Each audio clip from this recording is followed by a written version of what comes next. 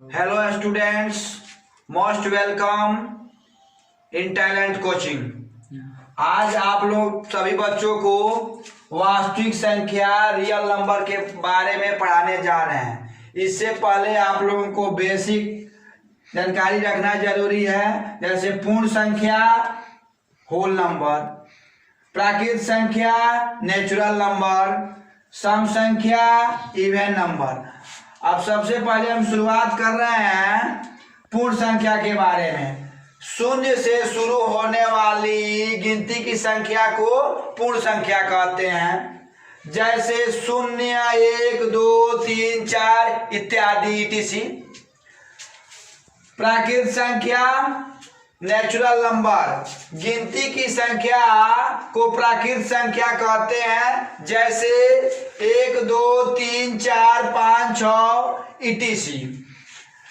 सम संख्या even number, वह संख्या जो 2 से पूर्णतः विभाजित हो जाती है उसे सम संख्या कहते हैं, जैसे 2, 4, 6, 8, 10 etc।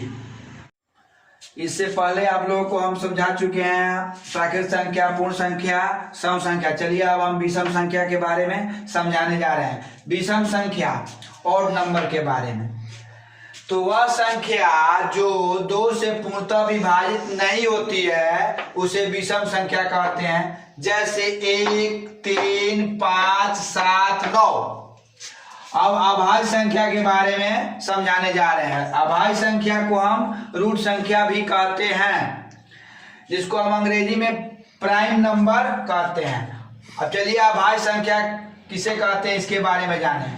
वह संख्या जो स्वयं एवं एक के अलावा अन्य संख्या से विभाजित नहीं होती है उसे अभाज्य संख्या कहते हैं, जैसे 2, 3, 5, 7, 11 इत्यादि etc।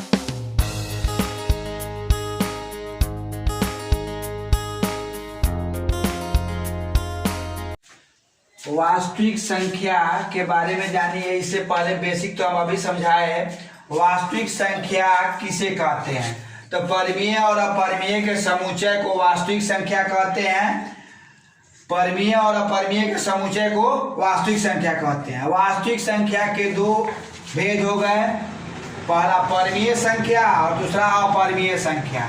तो अब जानेंगे हम लोग ये परिमेय संख्या किसे कहते हैं। वह संख्या जो p/q के रूप में हो तथा परिपूर्ण वर्ग हो उसे परिमेय संख्या कहते हैं, जैसे 1, 2, 3, 4, √4 इत्यादि परिमेय संख्या है। अपरिमेय संख्या वह संख्या जो p/q के रूप में न हो तथा परिपूर्ण वर्ग न हो उसे अपरिमेय संख्या कहते हैं। अब इसके बारे में हम आगे और बताने जा रहे हैं। भाग लेमा, जिसको प्रमेयिका भी कहते हैं, प्रमेयिका भी कहते हैं। तो भाग लेमा एक सिद्ध कथन है जिसके द्वारा दूसरे कथन को सिद्ध किया जाता है। भाग लेमा एक सिद्ध कथन है जिसके द्वारा दूसरे कथन को सिद्ध किया जाता है। तो चलिए आप लोग समझ गए भाग लेमा किसे कहते हैं। भाग लेमा एक सिद्ध कथन है जिसके द्वारा दूसरे कथन को सिद्ध किया जाता है। अब चलिए आइए हम समझाने जा रहे हैं भाग एल्गोरिदम क्या है। भाग एल्गोरिदम को हम प्रोनाउंसिएशन के दृष्टि से भाग एल्गोरिथम भी कह सकते हैं और भाग एल्गोरिदम भी कह सकते हैं। दोनों प्रोनाउंसिएशन होता है, उच्चारण होता है। चलिए भाग एल्गोरिदम किसे कहते हैं। यह एक चरणबद्ध प्रक्रिया है। यह एक क्या है, चरणबद्ध प्रक्रिया है जिसके द्वारा हम मौसा निकालते हैं, महत्तम समापवर्तक HCF निकालते हैं। अब भाज्य बराबर भाजक गुणे भागफल प्लस शेष, यानी A बराबर BQ प्लस R, जहाँ 0 से बड़ा या बराबर R होता है और R से बड़ा क्या होता है, B होता है। चलिए इस पर हम सवाल कुछ लगाएंगे। तो आप लोगों को हम समझाए भाग एल्गोरिदम, भाग लेमा किसे कहते हैं, सब समझा दिए। चलिए इस पर हम सवाल समझाने जा रहे हैं। भाग लेमा से 72 और 9 का मौसा ज्ञात करें। चलिए हम समझा रहे हैं, ध्यान दीजिए। 72 में क्या करेंगे, 9 से भाग देंगे, तो 9 अठे 72, कट गया, यहाँ शेष 0 हो गया, तो जिससे भाग देते हैं उसको भाजक कहते हैं। तो आपका मौसक क्या हो गया, 9 हो गया, मौसक हो जाएगा आपका 9, चूंकि भाजक 9 है, यहाँ शेष 0 आ गया, तो मौसक क्या होगा, 9 हो जाएगा। चल हम इसको भाग एल्गोरिथम जैसे a बराबर बी क्यू प्लस आर से हम समझा रहे हैं, a बराबर बी क्यू प्लस आर से। अब a हो गया आपका भाज्य, a क्या है, भाज्य है, b क्या है, भाजक है, तो b 9 से भाग देना है, तो 9 का पहाड़ा कितना बार पढ़ेंगे, तो 9 अठे 72।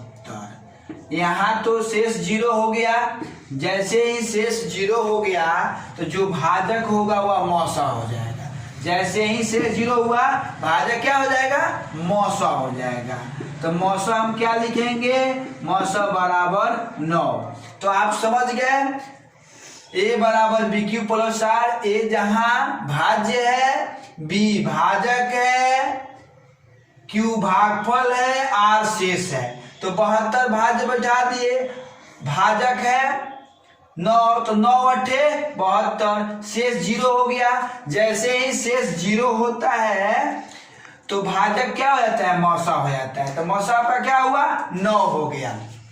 अभी आप लोग को हम समझाए भाग एल्गोरिथम से, एक उदाहरण समझाए। चलिए अब दूसरा उदाहरण भाग एल्गोरिथम से मौसक कैसे निकालेंगे समझा रहे हैं। 38 और 4 का मौसक क्या होगा, तो 38 में हम 4 से भाग देंगे, तो 4 से भाग देंगे कम अर्थ में जाएगा, तो 4 नवा 36, शेष बचा 2। अब फिर यहाँ जो 2 शेष है वह भाजक हो जाएगा, 2 से भाग देंगे किसमें, फिर 4 से भाग देंगे, तो 2 दूना 4। अब यहाँ शेष क्या हो गया, 0 हो गया, शेष 0 हो गया तो मौसा क्या हो जाएगा, भाजक हो जाएगा, 2 हो जाएगा मौसा। मौसा क्या होगा, 2 होगा, मौसा हो जाएगा आपका 2, चूंकि शेष यहाँ 0 हो गया तो भाजक मौसा हो जाता है। अब भाग एल्गोरिथम से मौसा समझा रहे हैं। 38 बराबर 4 गुणे 9, 4 9 36 प्लस 2 38। अब 4 जो है भाजक का फिर भाज्य का जगह ले लेगा और शेषफल भाजक का जगह ले लेगा। अब यहाँ पे जो भाजक 4 है भाज्य का जगह लेगा, भाज्य का जगह ले लेगा, और जो शेषफल है वह भाजक का जगह ले लेगा। तो 2 दूना 4, 2 दूना क्या होगा 4, यहाँ शेषफल क्या हो गया, 0 हो गया। जैसे शेषफल 0 होता है भाजक मौसा हो जाता है, तो भाजक यहाँ पे 2 हो गया, भाजक क्या हो गया 2, तो 2 मौसा हो जाएगा। आज का वीडियो इतना ही तक। अगर आप लोगों को वीडियो पसंद आया हो तो लाइक शेयर और सब्सक्राइब कीजिएगा। यदि आपको अन्य टॉपिक पर वीडियो चाहिए तो कमेंट्स बॉक्स में लिख दीजिएगा। वीडियो देखने के लिए धन्यवाद।